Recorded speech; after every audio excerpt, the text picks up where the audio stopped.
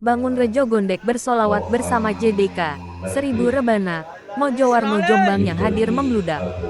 Jombang, Kupas Tuntas 86, Kom tanggal 26 November tahun 2022. Bangun Rejo Gondek bersolawat bersama Jamiah Diba, Kubro, 1000 Rebana, Kecamatan Mojowarno Kabupaten Jombang yang dilaksanakan hari Sabtu malam Minggu tanggal 26 November tahun 2022. Acara bertempat di Masjid An-Nur, Dusun Bangun Rejo, Desa Gondek, Kecamatan Mojowarno, Kabupaten Jombang, Provinsi Jawa Timur, yang dihadiri pimpinan JDK Jamiah Diba, Kubro, 1000 Rebana, sekecamatan Mojowarno bersama rombongannya. Turut hadir Bapak Kepala Desa Gondek Hizbullah Huda bersama istri.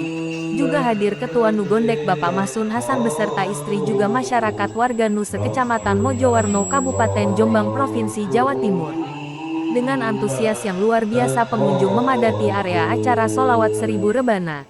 Ketua Lokal Bangun Rejo Gondek bersolawat Ustadz Sohib beserta semua masyarakat Dusun Bangun Rejo dengan semangat yang tak kenal lelah demi suksesnya acara tersebut.